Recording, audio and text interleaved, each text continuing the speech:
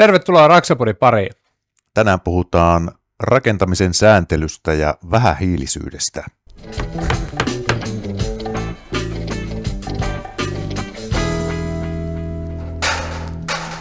Raksapodi.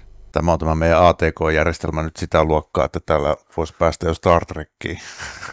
Sen näköistä settiä, mutta tosiaan tänään maankäyttö- ja rakentamistapalakihan muuttui tuossa. Tämän vuoden alusta tuli ainakin osittain voimaa ja siitä on ollut meillä Raksapodissa jakso aikaisemminkin. Ja ehkä isolle yleisölle tämähän on näyttäytynyt juurikin sillä, että se alle 34 mökkerön saa nyt sitten pykätä sinne tontille ilman rakennuslupaa, mutta tokihan tämä nyt tarkoittaa sitten paljon muutakin, jos rakentamisen sääntelystä puhutaan, ja siksipä meillä on täällä Raksapodista jo vanha tuttu Anne Kaiser, Saint-Gobainin markkinointi- ja vastuullisuusjohtaja.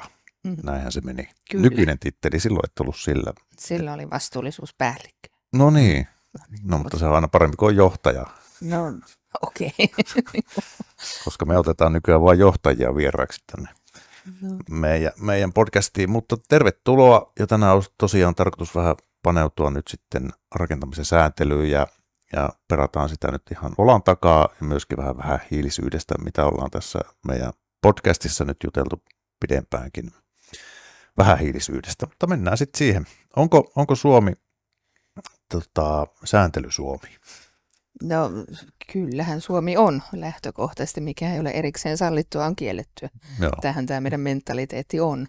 Ja no, toisaalta onhan se hyvä, että rakentaminen on niin kuin vahvasti reguloitua ja säänneltyä, että sitten niin kuin meidänkin ilmasto-olosuhteissa niin voidaan olla varmempia siitä, että asiat toimii ja sisäilmajutut ja kaikki muut, niin se on se hyväkin asia, mutta toisaalta taas markkinavetoisuutta tarvitaan myös. Ja nythän tähän rakentamislakiin niin kuin tuli sitten ihan uutena nämä niin kuin elinkaariominaisuudet, siellä on sitten ilmastoselvitykset ja tämä vähähiilisyys ja yhtä lailla kiertotaloutta ja muuta, että nämä niin kuin rakennusmateriaaliluettelo, mitkä tulevat sitten tässä niin kuin ensi vuoden alusta ja ovat nyt työn alla nämä raja-arvot ja ilmastoselvitys ja juurikin nämä tänne, että voidaan sitten ehkä sen rakennuksen elinkaaren lopulla niin kuin tietää, että mitä tuotteita siellä on ja miten niitä voi kierrättää. Ja nythän tämä vähähiilisyys ja vähähiilisyyden hiilipäästöjen raja-arvot, joita parhaillaan työstetään, niin nehän on nyt tämmöinen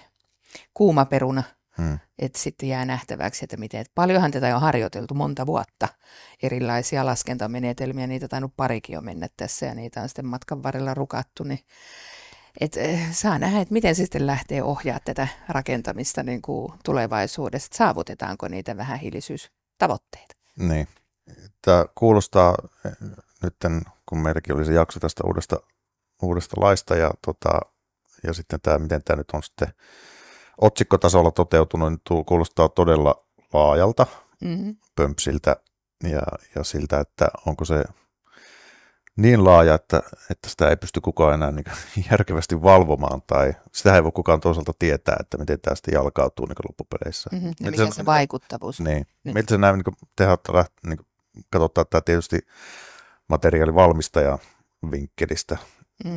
Onko tämä aiheuttanut unettomia öitä vai onko tämä vähän semmoinen, että kädet pystyyn tyyppinen? Ei on ole. Semmoinen haaste, että sanotaan enemmänkin mahdollisuus ja Joo. hyvä liiketoimintamahdollisuus sillä, että tämä niin kuin vähähiilisyys meillä, että niin kuin, kuten kaikki, ja siis mennään toimialalta toiselle, niin kaikki on hyvin vastuullista nykyään, pyritään tähän niin kuin vähähiilisyyteen ja muutenkin tällä tavalla niin kuin resurssitehokkuuteen ja ympäristöystävällinen on sana, mitä ei saa käyttää, koska mikään ei ole lähtökohtaisesti ympäristöystävällistä. Että jos rakennus rakennetaan, niin ympäristöystävällisin rakennus on se, joka jätetään rakentamatta. Nukkuu teltassa. Niin, että sekin on ratkaisu ja näin poispäin, mutta ei ole unettomia öitä ja tavallaan, että Saint-Gobaininähän me ollaan mukana aika paljon myös näissä verkostoissa. Rakennusteollisuutta, Green Building Council ja muuta, että missä niin kuin ollaan seurattu hyvinkin tarkkaan ja myös sitten niin kuin annetaan omaa niin kuin inputtia myös näissä niin kuin järjestöissä siihen, että niin kuin miten me haluaisimme tätä asiaa edistää ja viedä. Me tehdään työtä siellä meidän omalla tontilla ja sitten me tehdään työtä sen eteen, että meillä on se fakta ja dokumentaatio, millä me todennetaan meidän tekemiset siihen. Ja täytyy kyllä nyt vielä sanoa tästä, että niin kuin edellisen hallituksen aikana, kun tätä rakentamislakia eteenpäin vietiin, niin sanoin, että on kyllä ollut varmaan, niin kuin, en tiedä, onkohan historian pisin prosessi ollut.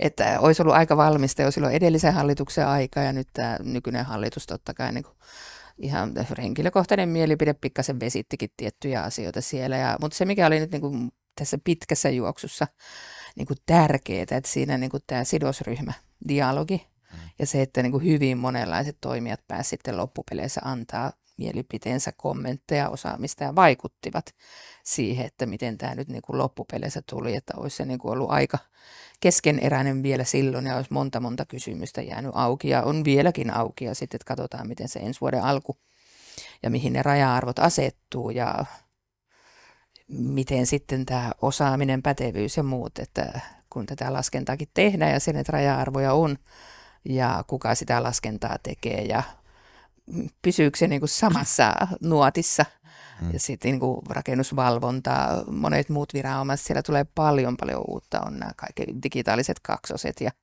sitten se, että niin kuin ohjataanko rakennusten hiilijalanjälkeä sitten desimaalilla vai kokonaisluvulla ja sitten kun se tehdään siinä ennen rakennuksen käyttöönottoa, niin jos siellä mennäänkin vähän mönkään, niin mitä sitten tapahtuu? Niin, ja kuten tuossa sanoit, että niin pitkä prosessi ja vieläkin kesken.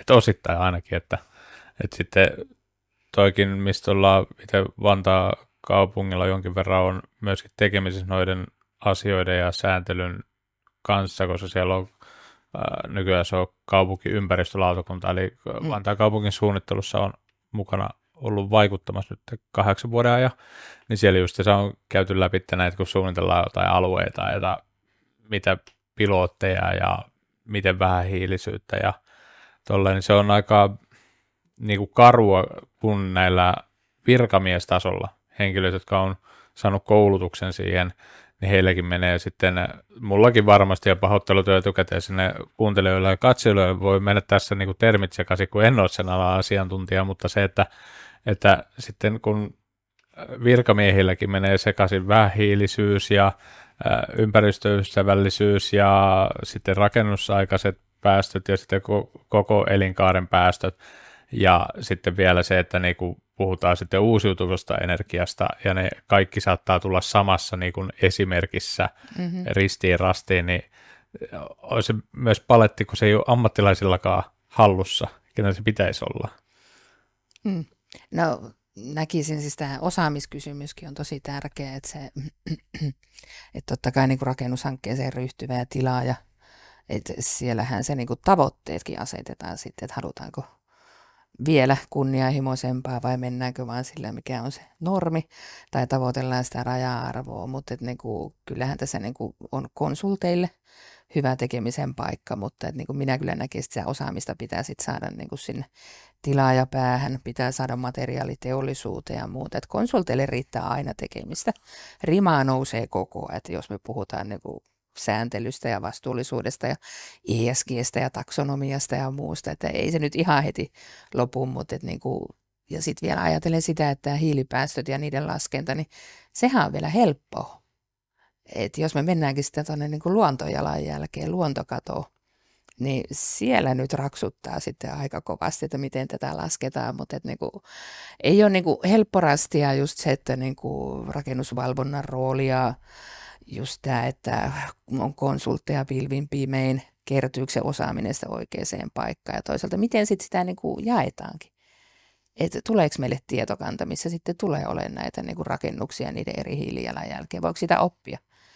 Ja sitten onhan tässä niin kuin laskennassakin semmoinen, että muutama ihan konkreettisen keisi oli yhdet asuntomessut. Siellä oli meilläkin yksi mökki ja sille sitten laskettiin tämä hiilijalanjälkeen niin 3 eri toimijan toimesta, niin tuli 3 eri tulosta. Että se, että mikä tietokanta sulla on käytössä, onko sulla tuotekohtainen EPD-ympäristöseloste vai käytätkö sitten geneeristä tietokantaa, siis sykkeellä on tämä co2data.fi, jonka näen vähän haasteellisena tämän päivityksen ja kaiken muun osalta, että teollisuus menee paljon niin kuin nopeammin edessä ennen kuin se päivittyy, että onhan se hehtaarilla olevaa geneeristä tietoa ja Sitten se, että näitä laskentaohjelmiakin ja ihan tähän niin kuin hiilijalanjälkeen on erilaisia. Ja ne taas linkkaavat niin kuin vähän erilaisiin taustatietokantoihin sitten, että niin kuin ne tulokset menee sitten sille, ja eihän maailmaa voi mallintaa 100%, että se on fakiri, joka sen tekee, mutta että aina on jotain epävarmuutta ja muuta, mutta että sen takia just tämä kysymys näistä, joka toivottavasti on jo taputeltu eikä tule enää vastaan, tämä desimaalit. Mm. Että Mutta ihan mielenkiinnosta, kun tuossa niin kuin sanoit, että 3 toimijaa, niin minkälaiset erot niissä oli? Koska tämäkin just että tulee tulevaisuudessa sitten, että kun jokainen laskee vähän eri tavalla, että miten se vaikuttaa. no mä sanoin, että siis ne erot oli siis muutamia kiloja per neliö per vuosi, kun sitä laskettiin. Mutta toisaalta taas sitten niin kun se, että sitä sai sitten kysellä, että no mitä tässä on tehty. No yksi oli rajannut jonkun tietyn piharakennuksen pois, toinen oli käyttänyt yhtä työkalua ja toinen oli taas sitten niin kun käyttänyt eri laskentaohjelmaa. Ja yksi oli käyttänyt YM-menetelmää, muistan nyt tarkkaan sitä, mutta se oli niin kuin muutamia kiloja. Mutta jos me puhutaan, että raja-arvo olisi vaikka joku, mitä se nyt Helsingin kaupungilla taisi olla, 15 laski siihen 13 nyt asuinrakennusten osalta, jos en oikein valehtele tai kovin väärin valehtele, niin että onhan siinä nyt ero, että saat sä sen tuloksen niin kuin 12,5 tai 13,5. Että se kilokin voi niinku tehdä, jos ollaan hyvinkin tiukkoja. Onko tässä uudessa laissa sitten määritelty näitä laskentamenetelmiä? Ainakin siellä oli, ainakin mitä itse olen joskus katsonut, niin siellä on siis jotain laskentataulukoita ja muita, että varmaan niin määrittää jotain suuntaa kuitenkin. Joo, on se laskentamenetelmähän on määritelty siellä, mitä lasketaan mukaan, mitä jätetään pois tai mitkä on näitä niinku varmuusasioita ja käytetään tuotekohtaista EPD-tietoa tai sitten käytetään tätä sykkeen CO2.fi tietokantaa. Siellä on energialle, työmaalle, kuljetuksille varmasti niin kuin tiettyjä vakioarvoja tämmöisiä ja se laskentamenetelmä on siis selkeä. Ja sitten se, että niin kuin, totta kai siinä on vielä mahdollista, kun Excelissä laskee näitä, siis määrät ja kertoimet ja toisaalta sitten eri laskentatyökalut, niitäkin löytyy sitten, että miten nämä kaikki nyt tässä menee. Tämä kuulostaa sillä äkikseltä ja semmoiselta, että enpä lähtisi ikinä rakentaa yhtään. Eihän tämä nyt kaikkea koske, että omakotitalothan jäivät nyt ulkopuolelle. No se oli hyvä. Mutta sitten jos aletaan tekemään rivitalossa suurempaa tai varastohallia tai sitten on määritelty sairaalat ja kaikki tämmöiset totta kai, mutta että kyllähän se sitten koskee tosi isoa. Että ehkä se positiivinen on just sille pientalorakentajalle just se 34 pihamökki sitten. Niin se niin näkyy. Mutta sekin on hyvä, että se niin ymmärtää sen, että jos sulla lähdet rakentamaan taloa, niin siinä on muutenkin jo paljon semmoista selvitettävää, että sitten sun pitää myöskin aina toimia jollain tavalla valvovana siinä. Että vaikka tilaat jonkun rakentamaan taloa, niin sitten laitettaisiin vielä, että laskepa ja pidä huolta, että tämä hiilijalanjälki pysyy tässä, koska nyt tällä hetkellä kun ollaan tilanteessa, että ne asiantuntijatkin laskee vähän eri tavalla vielä. Mutta tuntuuko se, että tämä nykyinen systeemi on oikean suuntainen, että se sääntely, niin kun, eihän se pelkästään Suomen ikään kuin tahtotila ole, vaan se tulee siis myöskin laajemmin globaalista tilanteesta ja varmaan EU-tasolta totta kai ohjataan sitä, että miten se pitää mennä. Oliko ennen paremmin? No en nyt sano se, että kyllähän niin kuin, ilmastonmuutos, niin totta kai aina löytyy niin kuin denialisteja, eikä kaikkien tarvitse olla täysin uskovaisiakaan, mutta kyllähän me nähdään ne vaikutukset. Siis metsäpalot nyt tuolla Jenkeissä, kaikki nämä Euroopankin, meilläkin niin kuin tosi lämmintä täällä, tai sitten tulee vettä kuin aisaa, tai ei ole lunta, tai siis kyllähän tämä niin kuin on järkkynyt. Ja tämä ilmastonmuutos, että se on niin kuin aika pitkään kielletty asia, ja kaikki on lobanneet omaansa. Ja muuta, että niin kuin siinä mielessä on tyytyväinen, että tähän nyt on herätty ja rakentamisellahan on iso rooli tässä niin kuin ilmastonmuutoksessa ja niin kuin hiilidioksidi CO2-päästöissä. Eli siis onko se Suomessa niin kuin 30% ja Euroopan laajuisesti 40%, niin kuin mitä kaikkea rakennetusta ympäristö syntyy. Ja näin, niin kyllä tämä niin kuin on mun mielestä niin kuin oikeaan suuntaan. Ja toisaalta taas, niin kuin, että minkä verran rakennettu ympäristö ja rakennukset vie resursseja.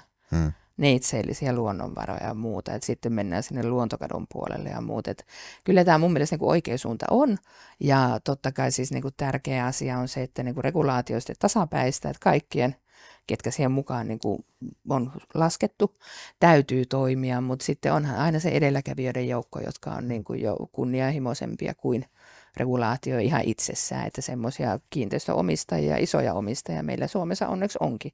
Että sitten siitä, kun tässä tulee myös semmoinen osaamiskäppi, että miten saadaan koko joukko mukaan, ei vaan se 20% edelläkävijöitä, vaan ne 80% niitä muitakin toimijoita, niin siihen tarvitaan näitä edelläkävijöitä ja regulaatioita. Kyllä tämä mun mielestä on niin kuin positiivinen juttu. Ja tietysti Saint Gobain kuitenkin on ollut vähän ehkä etunenässä, jos ajattelee esimerkiksi, että teillä on hiilineutraalia kipsilevyä nyt tullut, että se usko siihen tavallaan tuotteeseen täytyy olla niin kova, koska se on kuitenkin aina investointi, kun te lähdetään tekemään jotain uutta ja vähän hiilineutraalia ja muuta, että tavallaan täytyy myöskin uskoa, että se regulaatio tulee perässä, että se pakottaa muutkin toimia, mutta tavallaan pystyy hyödyntämään sitä markkina-asemaa sitten siinä. Joo. Ehkä. Ja tämähän on niin kuin enemmän siis liiketoimintamahdollisuus, mutta siis eihän niin kuin tämmöinen, että miten markkinoilla jo olevat hyväksytyt, hyväksi todetut, se merkityt tuotteet, niin ne on vähän hiilistyneet tosi paljon viimeisen 5 vuoden aikana. Mukana ollaan myös me, ja ei ainoastaan Saint Gobain, vaan siis monet muut toimijat on betonia, terästä, kaiken näköistä muuta. Ja siinä mennään, niin se on enemmän mahdollisuus, mutta se ei tosiaankaan tapahdu niin kuin ilmaiseksi eikä yön yli. Että juurikin tämä, ja tuohon vielä pitää sanoa, että hiilineutraali on niin kuin kielletty termi meillä. Sekin vielä. Et me puhutaan nettonollasta organisaationa ja muuta, mutta sanotaan, että puhutaan vaikka nyt vähän hiilisistä kipsilevyistä, että meillähän nyt on näet, missä niinku tuotetason päästövähennys on sen -70% EPD-ympäristöselosteella todennettuna, niin sehän oli iso investointi, sinne saatiin ulkopuolista rahoitusta siellä Norjassa, missä tämä tehtiin. Maailmalla on siis lasia samalla tavalla, että sitten, että jos joku siellä nyt Scopeit tuntee, niin Scope 1 ja 2 on siis nollassa ja siellä jonkin verran niitä päästöjä vielä Scope 3 on. Ajatellen tätä niin kuin arvoketjua ja muuta, että nämä niin kuin kipsilevytkin, että se 30% vielä siellä on niin kuin ratkomatta, että päästä sinne niin kuin nettonollaan tai nollaan tai tähän hiilineutraaliin kipsilevyyn. Ja siis maailmalla on siis yhtä lailla tehty lasia ja sitten meillä on niin kuin tuommoinen projekti ollut, sanotaan, että se itse asiassa voitimme tämmöisen tunnustuksen. Sanoit, että voitin. No minä sen kävin pokkaamassa, muut teki hommat, kiitokset sinne Forssan väille, mutta joku Forssan tehdas meillä, että siellä ollaan 80-luvulla otettu käyttöön kierrätysraaka-aineet, sähköstetty uunia 97 ja siitä sitten ollaan lähdetty liikkeelle, että saatiin nyt tuossa viime vuonna sitten lanseerattua niin kuin nämä meidän väliseinävillat, Acoustic Roll Carbon Low, eli vähähiilinen tuote. Siinä on niin kuin tuotevaiheen päästöt -39% aikaisempaan verrattuna ja koko elinkaaren päästöt, missä on sitten niin kuin nämä niin kuin purkaminen ja kierrätys hyvinkäyttö ja mikä hyvinkäyttö, kun siis niin kuin hyödyntäminen eikä hyväksikäyttö.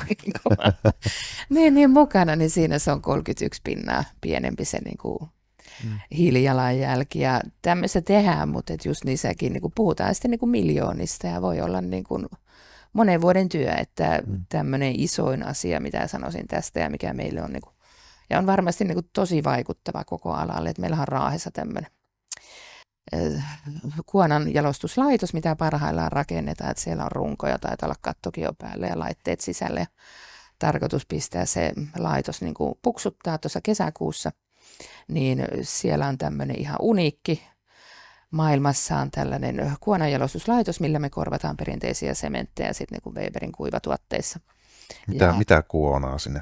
Siis sinne menee senkkakuonaa, että siis masuunikuonaahan käytetään jo yleisesti. Esimerkiksi niin sementeissä mukana se on sementit ja siellä se korvaa perinteisiä sementtejä. Senkkakuona on sitten yksi täältä teräksen valmistuksesta tuleva omanlainen kuona. Hyvä logistinen sijainti sitten. Joo, no ne on vierekkäin ihan tästä syystä, että vain lopputuotetta sitten kuljetellaan ja näin poispäin. Mutta siinäkin se päästövähennys niin kuin vuodessa on 20 000 tonnia CO2, mitä nyt niin kuin korvataan ja saadaan vähennettyä sitten Raahen laitoksen niin kuin vaihtoehtoisella sideaineilla. Ja vieläkö se Raahen laitoksen saisi pikkusen tipahtaa? No sekin on varmaan, että niin kuin oletan ja toivon syvästi, että se on niin kuin tälleen vähäpäästöiseksi ja energiatehokkaaksi suunniteltu ja sitten rakennetaankin myös. Niin. Mutta toikin on Tarkoitatko sitä terästehasta? No sehän tulee sitten, kunhan eka tekee Ruotsiin, niin sitten se tulee Suomeen. Kyllä. Mutta joo, toivotaan, että se tapahtuu, mutta sekin on hieno juttu ja näin. Niin. Mutta niin siihen, just että se Raahen laitos on hieno juttu ja sieltä saadaan hienoja asioita ulos, mutta sekin laitos, niin onko se nyt lähemmäs 13 miljoonaa, mistä sitten joku tämmöinen, onko se 3 miljoonaa on saatu tämä EUn RRF-rahaa, mitä silloin korona-aikaa elvytysrahaa sitten jaettiin. Mutta se oli hieno kommentti, minkä mä sain kerran, kun mä kerroin tässä Raahen laitoksesta ja tästä meidän niin BF-masinoimasta EU-rahasta, mitä me saatiin, niin se yleisö nousi taputtaa, että no menipäs kerrankin niin järkevään kohteeseen nämäkin rahat. Okay. Mutta ei ole ilmasta, eikä, siis tämäkin on tämmöinen 7 vuotta pyöritelty tämä Raahen laitos, siellä on patentit sisällä ja ihan oikeasti uraa uurtavaa tekemistä ja just tästä pääsenkin taas tähän, että tämäkin nyt on vähän vaihtoehtoinen uusi ratkaisu, mitä näihin vähähiilisiin rakennusmateriaaleihin tulee, mutta se mitä ehkä tuossa vähän vihjasinkin, se, että puhutaan paljon uusiotuotteista, että on niin kuin hamppubetoni ja on ties minkä näköistä tässä kehitteillä ja muuta, että kaikkea tarvitaan. Ja tämä pitää aina katsoa tämä rakentaminen kokonaisuutena, että tarvitaan kaikkia materiaaleja, niitä pitää käyttää fiksusti ja se koko elinkaari ajatellen, mutta just se, että miten markkinoilla jo olevat rakennusmateriaalit ovat vähähiilistyneet ja niille löytyy myös se data ja fakta sinne taustalle ja totta kai toimenpiteet, niitä kerrotaan myös auki ihan yleisesti, että on sähköistetty, on tehty tätä ja tota. Mites muuten tässä, kun tämä sääntely kasvaa myöskin näiden jo olemassa olevien tuotteista, niin eikö siinä myöskin tule haasteena se, että tuoda tämmöistä kokonaan uutta tuotetta myöskään markkinoille, koska se pitää pelkästään jo tutkituttaa jo, että sehän ei ole halpaa tuoda jotain uutta tuotetta, ja nyt kun sääntely kasvaa ja tulee enemmän näitä pykäliä, niin miten saadaan, jos joku on oikeasti, otetaan nyt esimerkiksi vaikka hamppubetoni tai vastaava, niin joku kehittelisi tämmöisen tuotteen, niin eihän se käytännössä mitenkään muuten pääse markkinoille, kun olemalla jonkun suoraan niin kuin ison brändin alla, joka sitten rahoittaa sen tuomisen, että eikö se myöskin sitä kautta vähän tuo sitä, niin kuin, ei enää kehity tai tuo uusia innovaatioita ihan niin herkästi. No varmaan niitä tuleekin ja muuta, mutta niin kuin aika paljon mitä näitä tämmöisiä vaihtoehtoisia uusia rakennusmateriaaleja tuossa niin kuin nähnyt ja kuunnellut ja tutkinut ja vähän katsellut ympäriinsä, niin nehän on yleensä pieniä startuppeja ja totta kai siellä sitä rahoitusta ja juurikin tämä hyväksynnät ja markkinoille vieminen niin kuin vie aikaa ja rahaa ja jostain pilotista niiden on lähdettävä liikkeelle, että pitää saadakin myös sitä dataa, mutta totta kai se todellisuus sitten on sitä, että niin kuin kuinka moni tilaaja haluaa ison projektinsa tai urakoitsija pilotiksi, missä kokeillaan jotain ihan uusia työmenetelmiä tai pitää sopeutua jotenkin, niin se on ehkä iso pullonkaula, että päästä siihen niin kuin skaalautua niin kuin eteenpäin ja toisaalta taas sitten niin kuin ehkä nuo kansainväliset esimerkit ja pilotit ja kokemukset sitten, että esimerkiksi tämmöinen niin kuin maarakentaminen tuli mulle niin kuin ihan uutena terminä. Mä mietin, mitä maankäyttö, mitä muuta. No sitten mua haastateltiin aiheesta. Mä olin tosi tiukka asiantuntija, mutta puhutaan siis tämmöistä savia maa-ainespohjaista rakennusmateriaalista. Niin Saksassa ja muuallahan ollaan niin kuin enemmän se propellihattu päässä sitten, että näitä niin kuin tuotteita käytetäänkin ja tehdään, mutta Suomessa nyt ei välttämättä ihan ole se helpoin rasti. Mutta kaikkia materiaaleja tullaan tarvitsemaan ja on ihan varma, että tulee vielä tätä niin kuin uusia ennen näkemättömiä materiaaleja sitten jossain hetkessä käyttöön, mutta mikä se on se sovelluskohde ja mittakaava? Niin onhan teillä ainakin Lecasoraa itse sitten. No niin, Lecasoraa. No tiesitkö muuten sitä, että Lecasoraakin on vähän hiilistynyt, että tavoitteliko ne -50% tuotekohteessa päästöissä, taisi mennä reippaasti ylikin. Oli sitä puhetta, kun me käytiin Lecasoran tehtaalla, siinä tekee se Joo, se oli. Niin, en tiedä, onko siitä vielä vähän hiilistynyt sitten sen jälkeen. No siellä on tehty niitä investointeja ja muuta, ja EPD tuli viime vuoden aikana sitten. Että silloin sinne tuli se sahanpuru, ruvettiin käyttämään siinä. Joo, sekin oli aika mielenkiintoinen. Ja joo, että myös kierrätysvillaa sinne sekaan, mutta sekin, miten se sahanpurussa, että se ei ole vaan niin yksinkertainen, että niin kuin heitetään sinne sahanpuruun polttoaineeksi, vaan sekin taas piti saada tietyn kosteuden sille sahanpurulle, jotta se lentää tarpeeksi pitkälle sinne uuniin, jotta se ei pala heti siinä uunin kärjessä, vaan niin kuin lentää tarpeeksi syvälle ennen kuin palaa, niin sekin, että vaikka ne kuulostaa yksinkertaisilta ideoilta, niin se käytännön sitten niin kuin toteutus niissä, niin kuten tuommoisessa, että ruvetaan katsoa joku sahapuru kosteutta ja saamaan se oikein tasoiseksi, niin ei ne nyt mitään ihan yksinkertaista ole, sitten kun puhutaan tämmöisestä ripunnosta kaataan.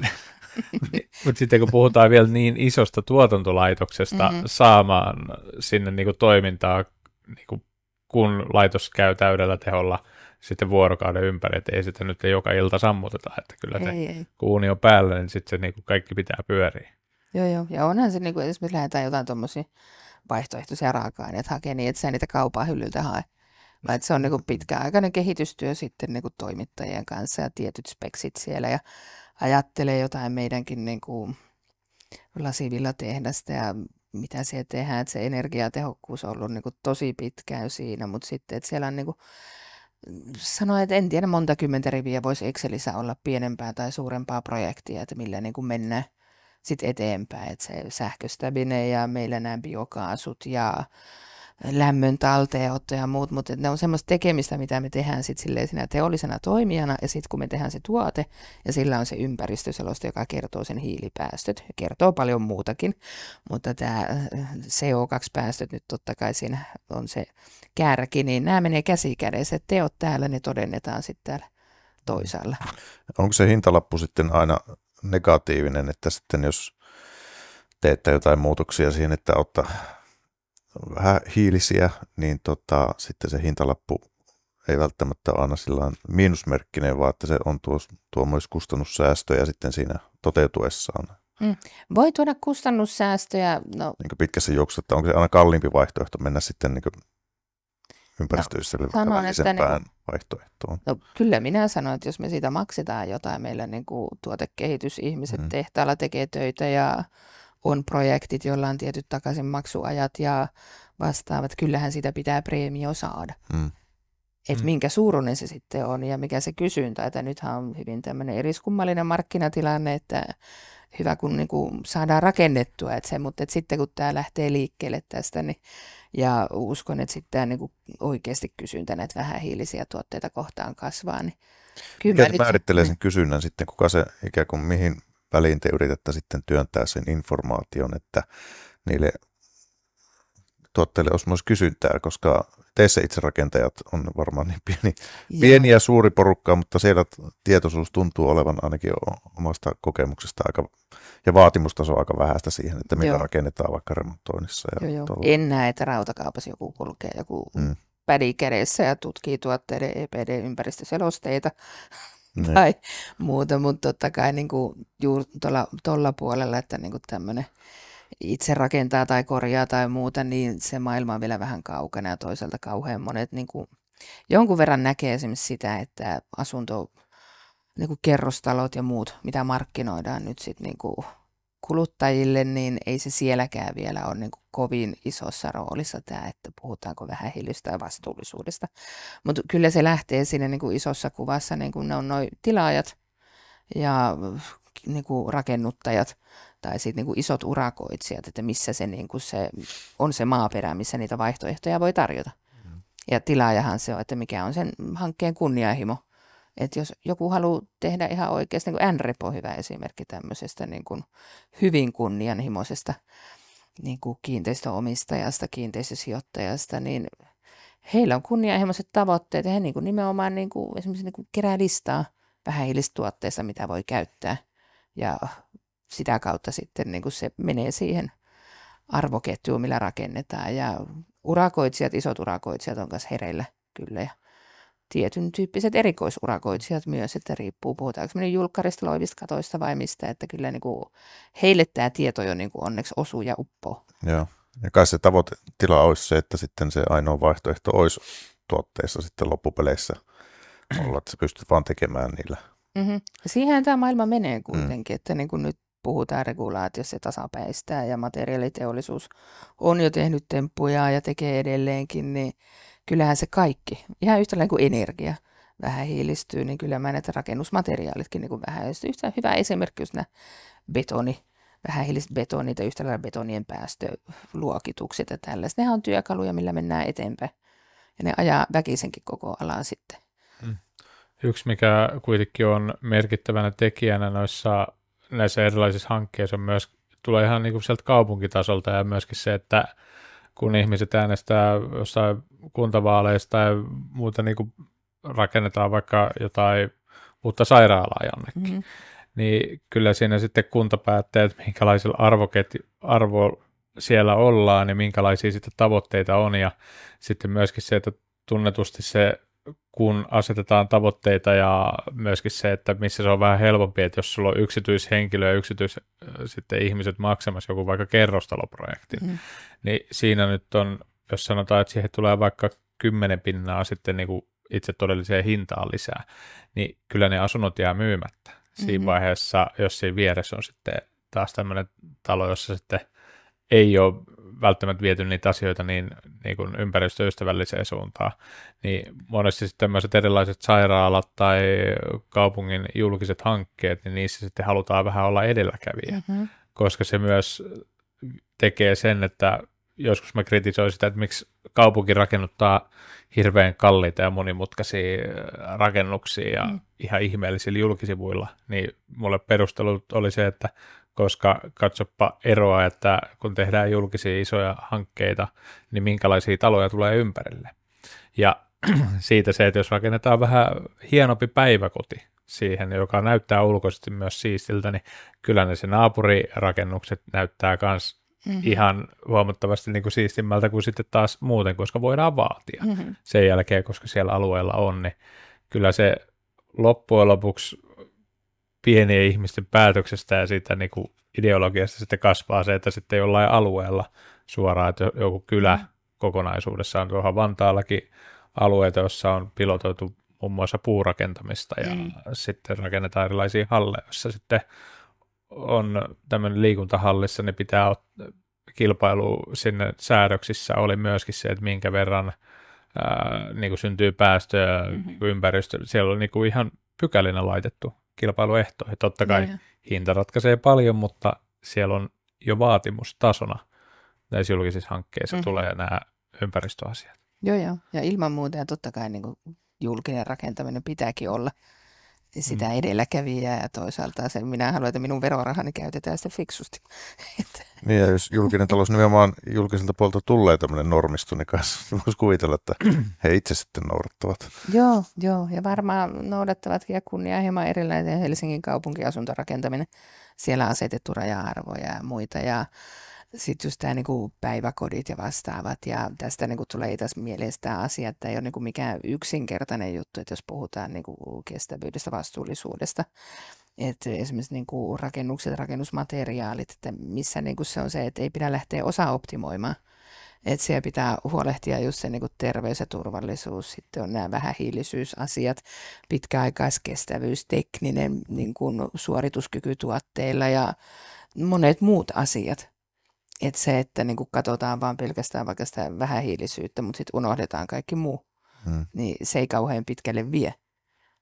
Ja sitten niinku toi sairaalakin on mun mielestä niinku aina ihan kiinnostavaa, niinku ajatellen tätä vaikka näitä raja-arvoja ja muita, että niinku jonkun verran noiden useinkin ihmisten kanssa keskusteluja sitä, että sairaalassa on niin monen tyyppistä eri tilaa.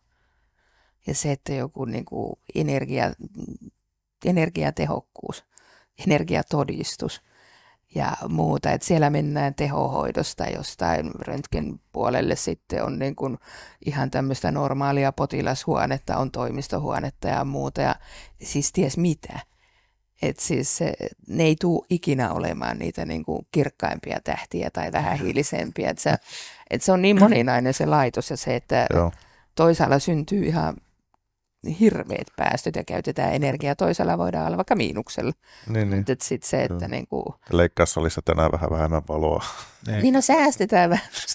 Niin, mutta toi leikkaussalejakin, siis mitä yhdessä vaiheessa, kun Vantaalle oli tulossa tämmöistä niinku uutta sen tyyppistä toimintaa, niin sitten siinäkin just se, kun käytiin sitä läpi, se on hankala verrata muihin rakennuksiin, koska siellä on just, että mikäli leikkaussalien tarve kasvaa, niin sinne saadaan tälle alueelle tehtyä. Ne tilat on suhteessa niin kalliita tehdä, koska se pitää asettaa sen leikkaussalin taso myöskin siihen hoitajahuoneeseen, niin ne materiaalivalinnat, että ne pitää olla tietynlaisia, jotta se pystyy käyttämään, mikäli se käyttötarkoitus muuttuu ja sairaalassa se tilan tarve voi muuttua, että kyllähän silloin korona-aikaakin sairaaloissa tuli erilaisia, niin kuin siellä vaihdeltiin hyvin pitkälti sitä, että miten ne toimi, niin käännettiin kokonaan ympäri, niin jokaisessa tuommoisessa rakennuksessa, niin kuin sanoit, että tuskin pystyy olla se etunenässä siellä, kun tehdään niin asioita eteen. Ei, kun se kuitenkin taas niin siinäkin on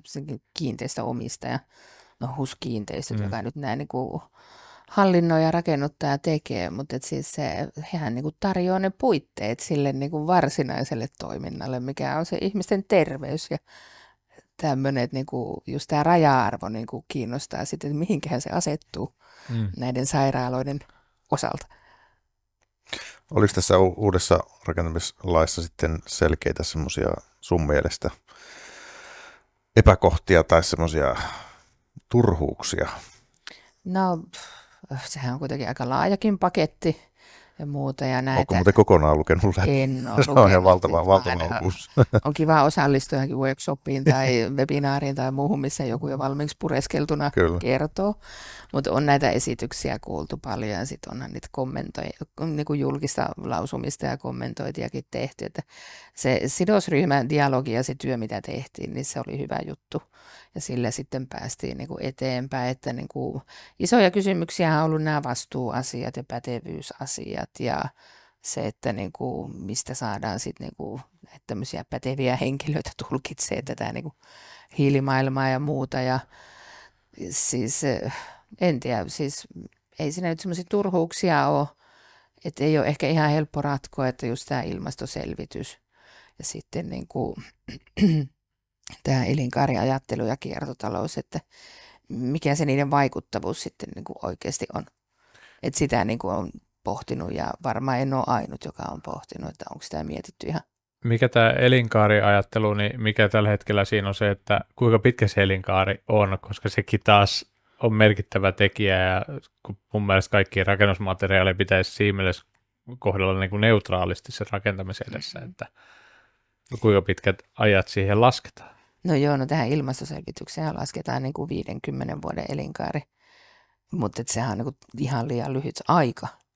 On. Niin kuin rakennukselle ajateltuna, että pitäisi 50 vuoden päästä sitten purkaa tai korjata tai laittaa toiseen käyttöön tai tehdä jotain muuta.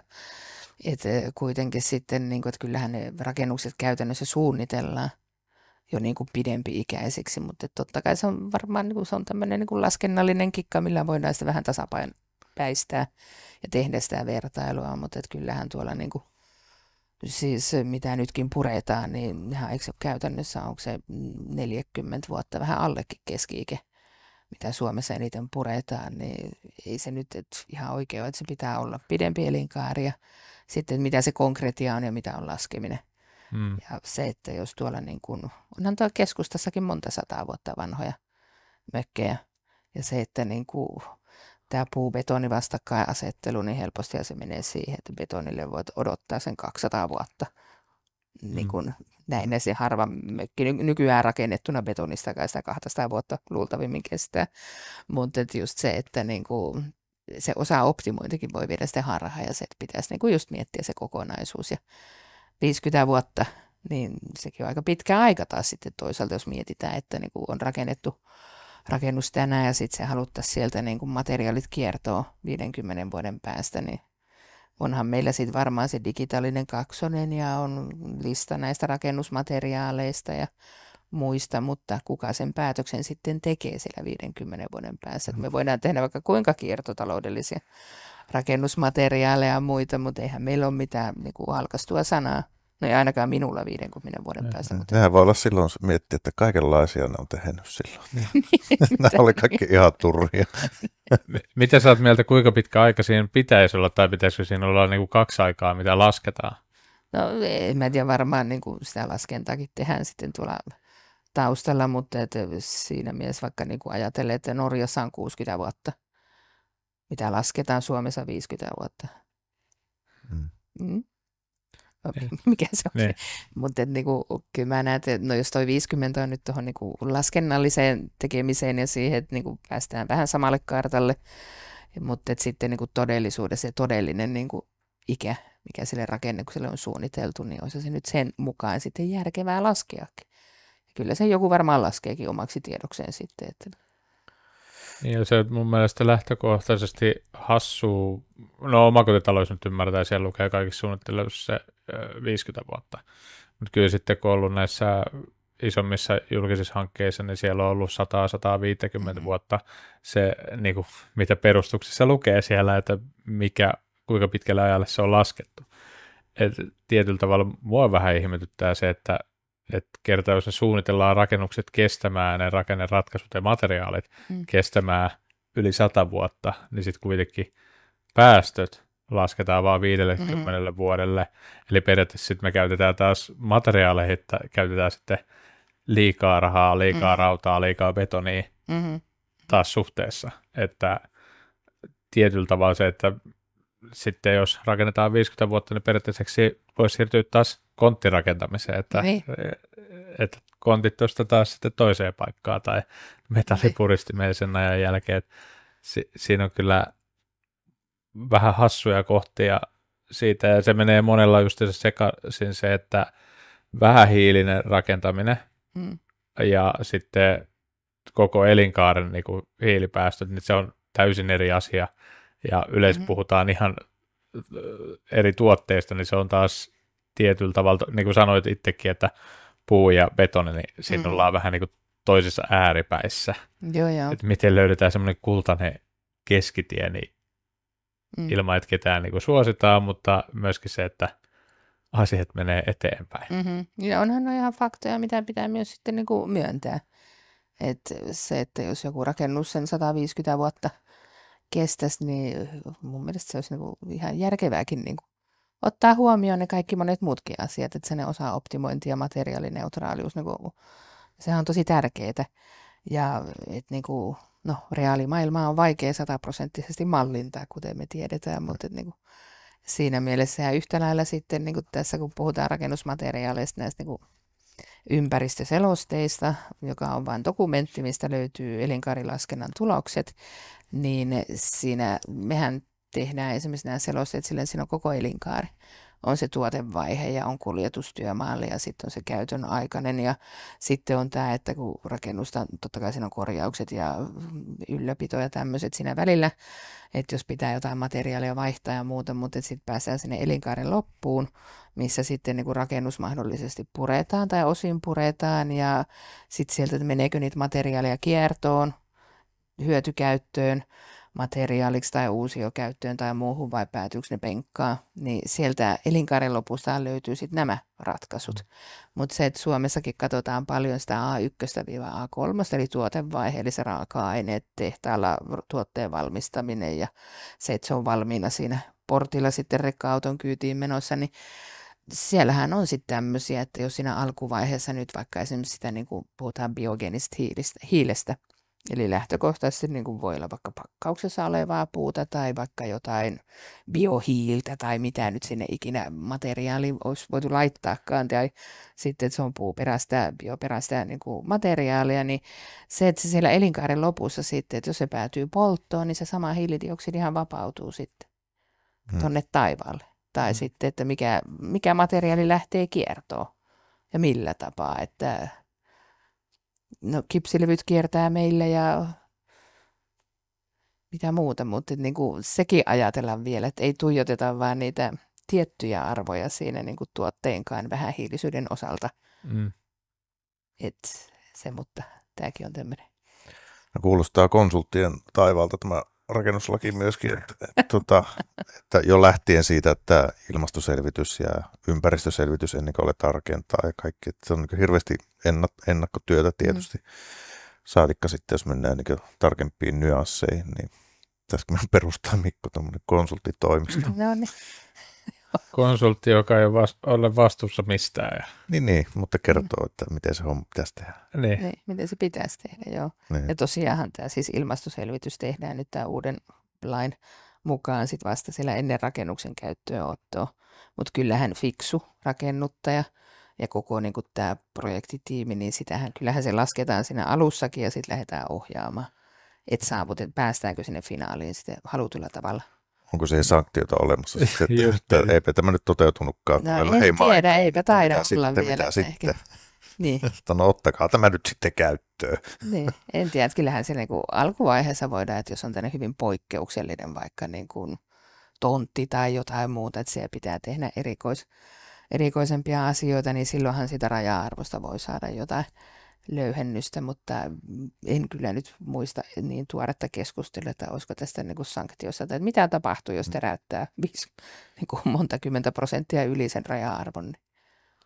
Niin, kertoissa pitää ottaa rakennuksen käyttöönottoa ennen, eli käytännössä ennen kuin sinne rahataan tavarat sisään, niin kaikkihan on valmista, ja silloin enää ei mitään pysty niin kuin peruuttaa taaksepäin, että piikataan seinät alas ja aloitetaan alusta, niin sehän vasta olisikin sitten, ja Suomessa muutenkin se omaisuuden suoja just se rakennuksissa on niin kuin ihan äärettömän iso.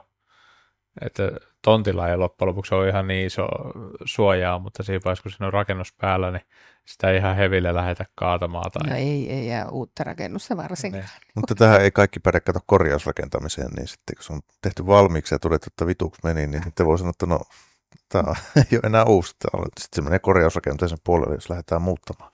Niin.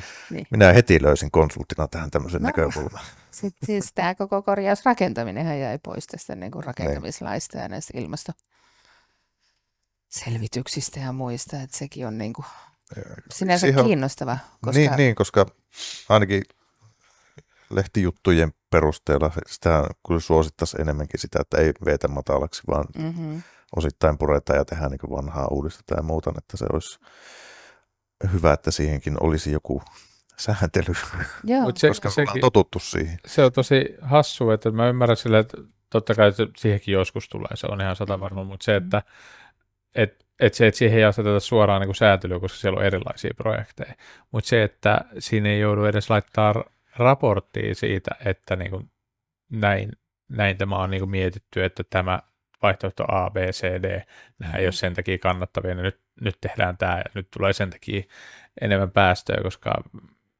remontissa joudutaan tehdä aika paljon kompromisseja, mutta se, että edes semmoista vaatimusta, kun jätetään kokonaan pois.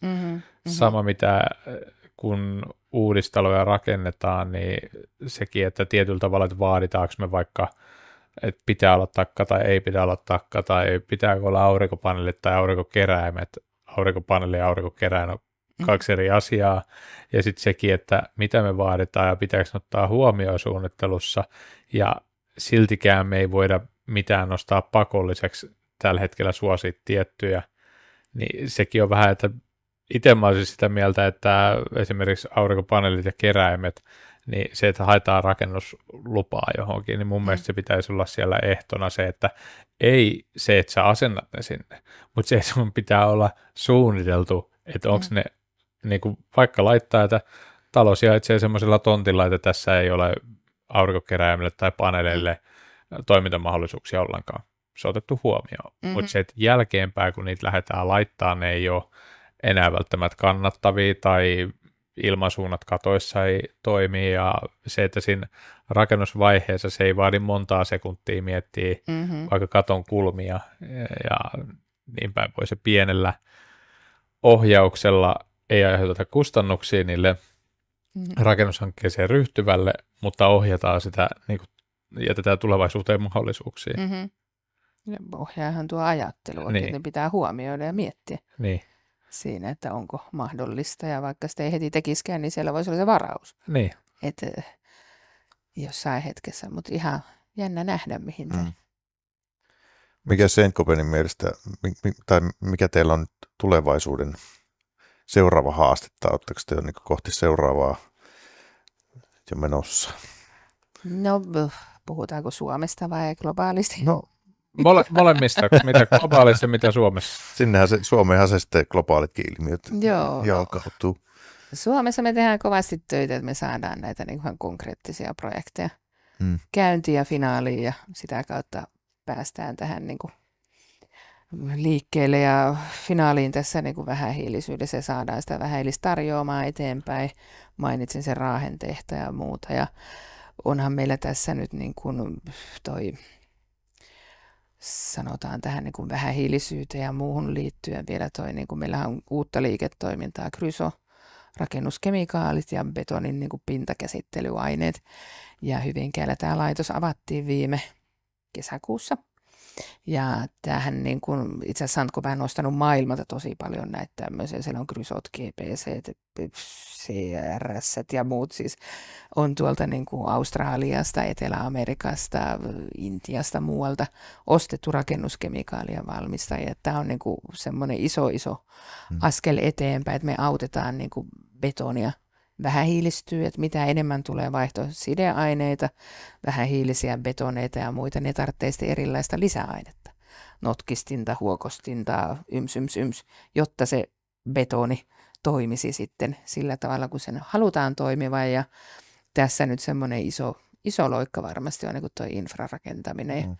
Sitähän tullaan vielä tekemään. Ja tämä on niin kuin tavallaan siis globaali näkökulma tähän. Ja mitään muuta. Siis totta kai nyt tämä kokonaispaletti ja nämä monet eri asiat, mitkä pitää olla samassa tässä niin kuin tämän vastuullisuuden ja kestävyyden kanssa. Ja paljon varmasti tällaista tullaan tekemään tässä Suomessa, että niin kuin sitä dataa ja tietoa sitten niin kuin asiakkaiden ja sidosryhmien käyttöön, että työkalut ja laskimet ja tekemiset ja muut vastaavat, että miten järkevää, miten tätä tehdään, digitalisaatio totta kai yhdistettynä vaikka tähän niin kuin meidän EPD ja tuotteiden CO2-päästöön, että saadaan se niin kuin virtaa vaikka suoraan meidän sappiin siitä vaikka asiakkaan tilausvahvistukseen tai jonnekin toiselle digitaaliselle alustalle ja muuta. Että se on mun mielestä semmoinen niin kuin seuraava, mikä tapahtuu.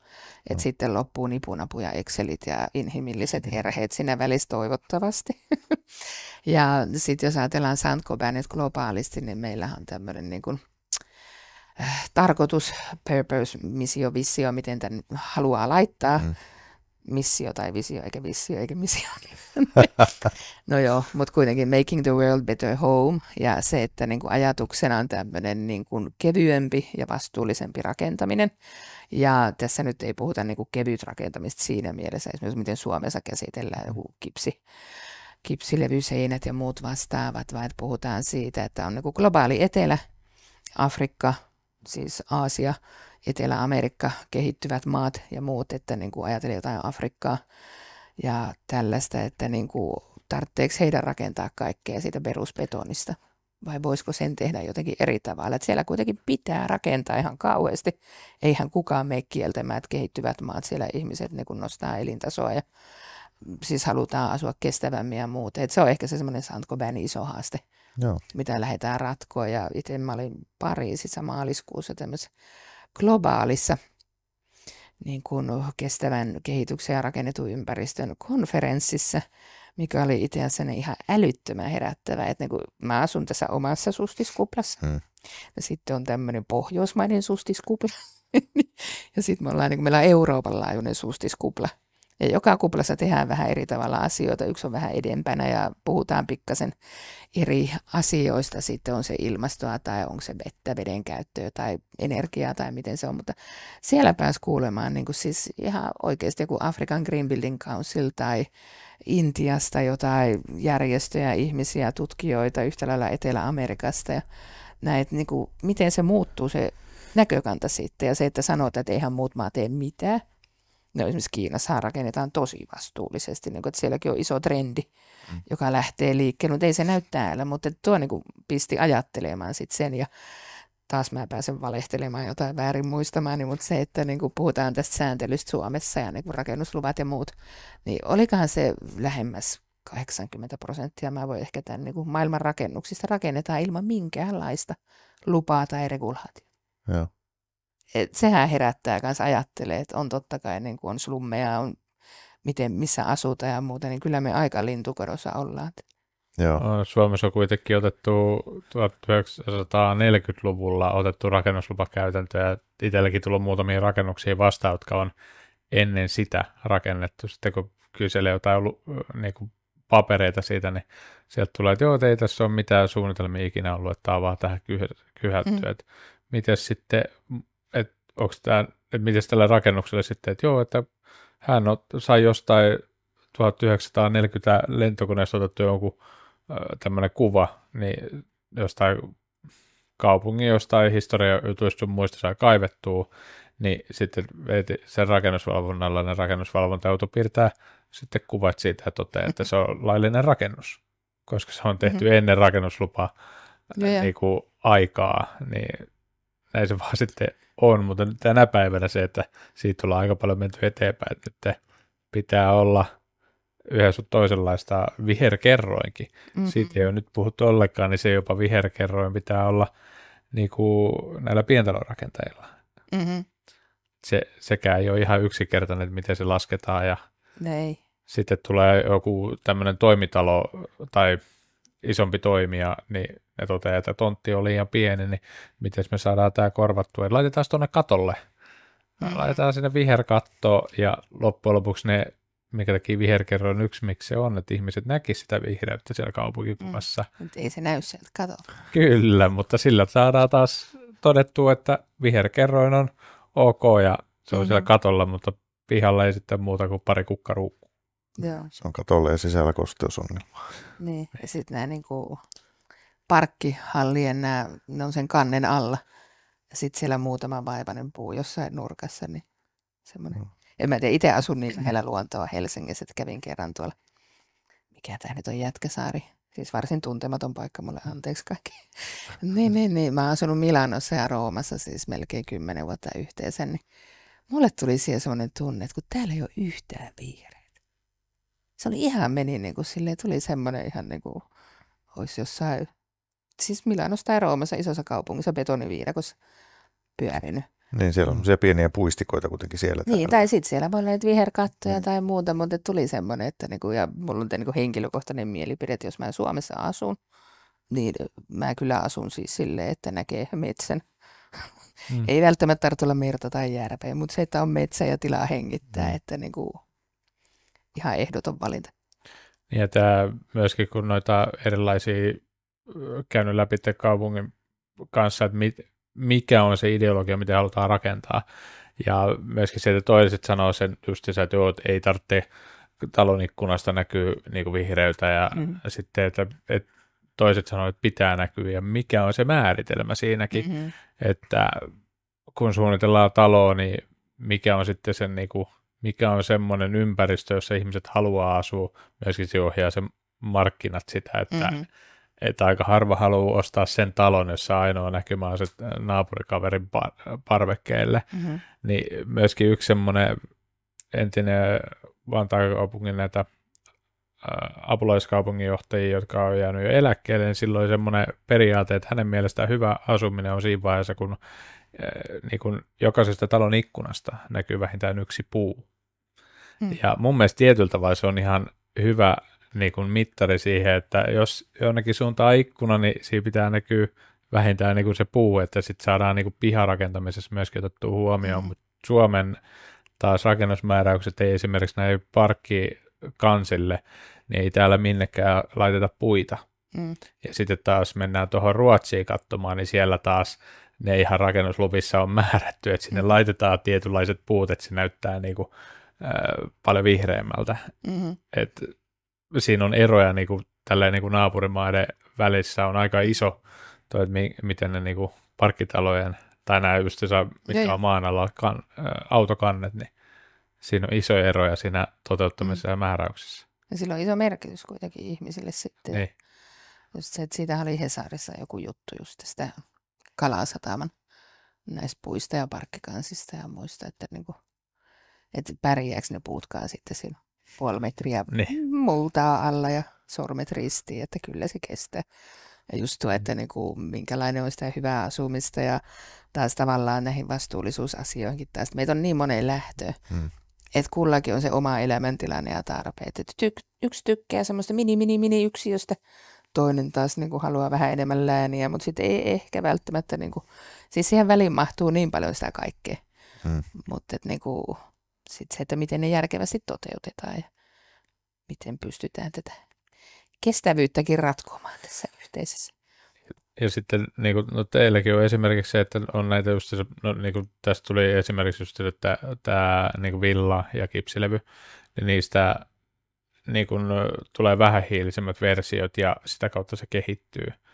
Niin myös se, että kaikkien ei tarvitse tehdä kaikkea, että osa ihmisistä vaan voi elää niin sanotusti normaali elämä, ei tarvitse välttämättä ilmastoahdistua sen takia, koska sitten taas nämä päätökset tulee isoista linjoista, niin kuin energiaakin, Vantaa Energia määritellyt, että oliko se 2030, niin täysin hiilineutraali pitäisi olla, no sen haluan nähdä itsekin, miten se tapahtuu, jätteenpoltot ja kaikki muu vastaavat, että miten se saadaan laskettua niin päin, että se näin on, mutta kuitenkin se ympärillä tapahtuu hirveä määrä asioita, joita välttämättä ei tiedosteta, että se, että pistokkeesta tulee sähköä kotiin ja sanotaan, että se on tosi pahasta, koska siitä tulee niin kuin päästöjä, niin sitten taas se energiatoimittaja lupaa, että itse asiassa tämän päivän jälkeen se on niin kuin päästötöntä, niin voidaanko me myöskään niin kuin sitäkään tuomita, että nyt se suora sähkö oli tosi, kun sä käytät sähköä, niin se on paha.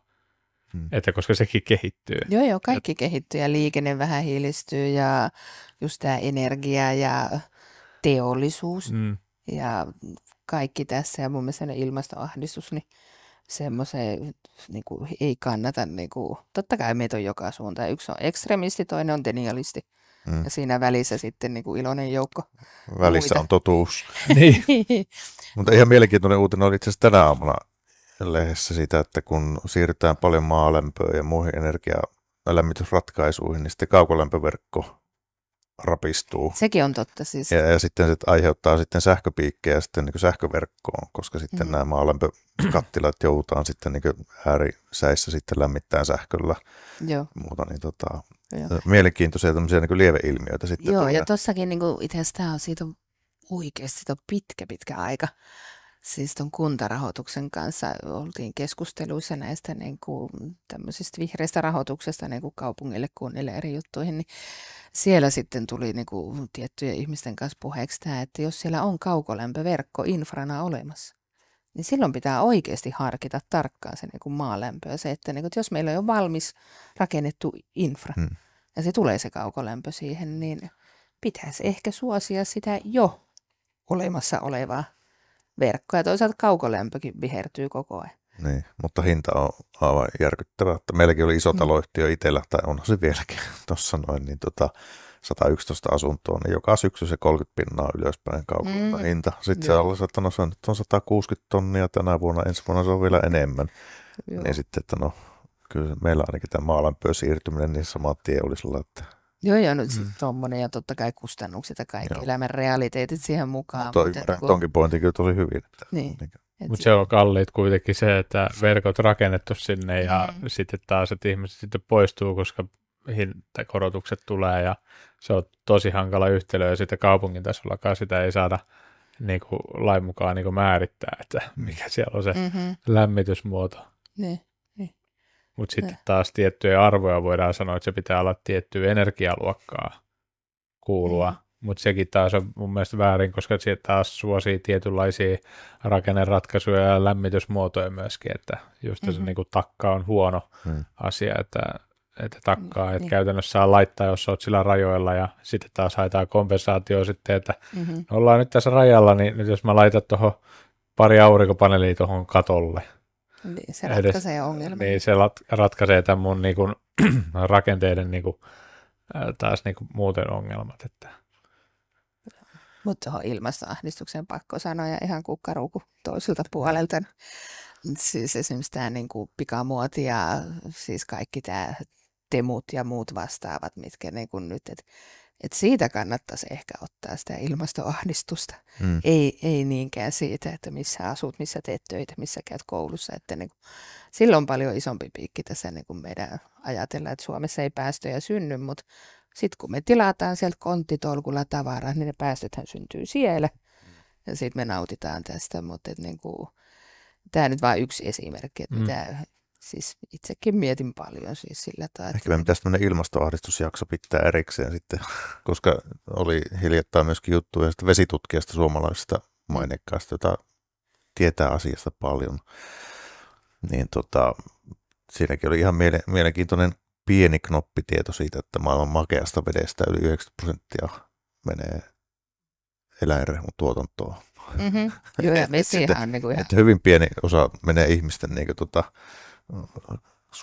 suusta alas. Joo, siitä makeasta vedestäkin mä en muista kummin päin se on, että niin kuin 98%, että onko se niin kuin sulana vai jäänä.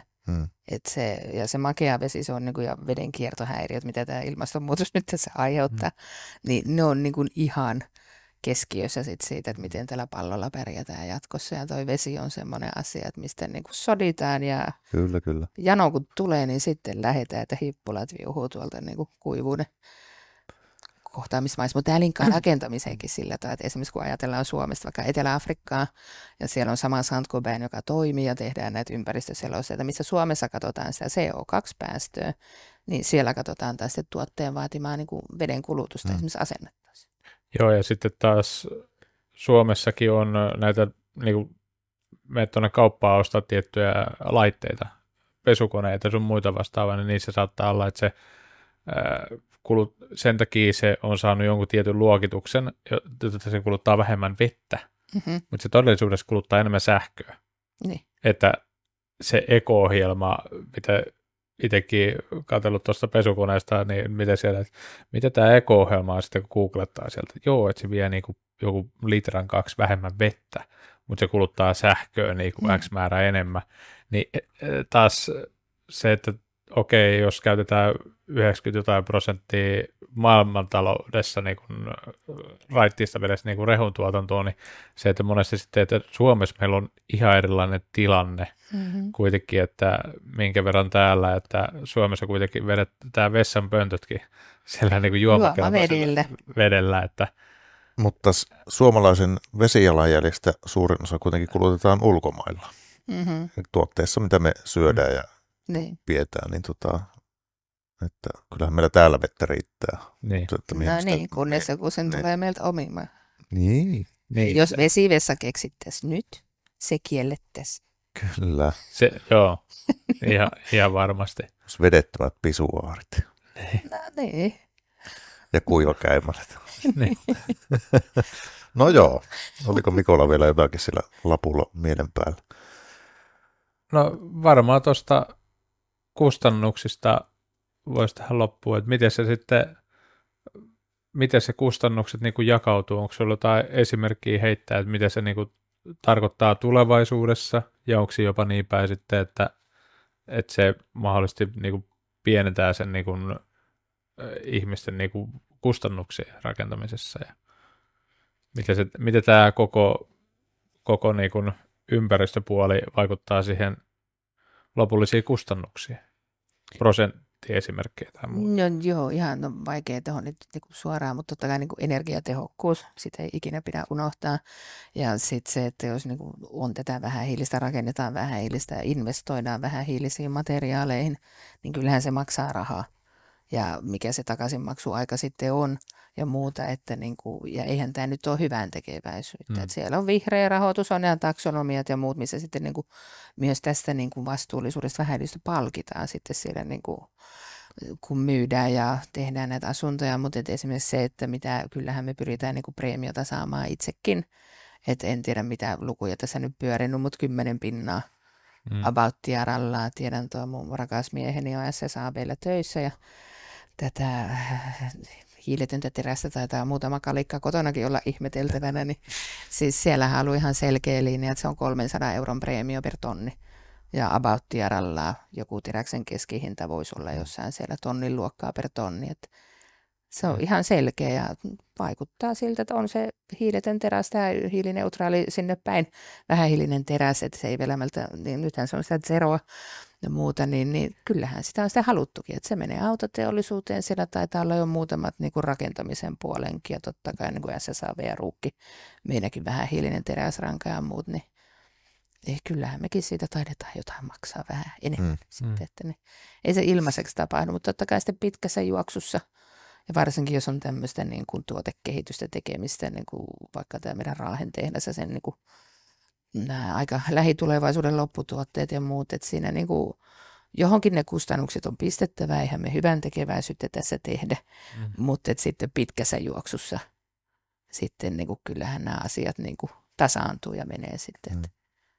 Niin kuin jossain vaiheessa ollaan tilanteessa, että muuta ei saa siinä käyttää sitä rakentamisessa, tai sitten taas joudut maksaa siitä rakentamisesta, koska siitä tulee niin paljon päästöjä, niin sitten taas jotain sanktioita, että sitten taas olisi halvempi ollut alun perin käyttää sitä mekanismia, joka sitten heti ne päästöt on. Mutta toikin on se aika kova luku, 30 %, niin se ihan niin kuin Suomen rakentamisessa kaikki sormiin napsauttamalla ihan heti muutu, että kyllä siinä pitää saada sitä niin kuin käyttäjäkuntaa ja tolleen vielä isommaksi, että se saadaan niin kuin pienemmäksi, jotta se on niin kuin pystyisi niin kuin mahdollisesti normaaliin asuinrakentamiseen siirtyä. Joo, ja se niin riippuu just, onko se niin kuin asuinrakentamista tai jotain toimitilaa, ja nyt tässä tilanteessa siis ollaan kiitollisia, että rakennetaan ylipäätänsä jotain, että täysin ymmärrettävää, että nämä asiat nyt ei kaikki niin kuin saman tien paukahda tähän, mutta asioilla on paha tapa muuttua. Kyllä, ja varmaan myöskin rakennuslailla ja sääntelyllä ja seuraavia muutoksia odotellessa sitten otetaan tästä seurantajakso sitten 2 vuoden päästä ja katsotaan, oltiinko oikeassa. Otetaan se ilmastoahdistus sen. Otetaan jo. Voitaisiin juoda vaikka viinaa siinä. Mitä onko jaksoissa saa ottaa, eikä vaan puhua alkoholista. No niin. Jätetään tämä aihe tältä erään. Kiitos Anne vierailusta. Kiitos ja anteeksi. Ei se mitään. Meidän tässä syytä pyytää anteeksi. Joo. No niin, ei mitään. Kiitos seurasta ensi kertaa. Ensi kertaa. Morjens.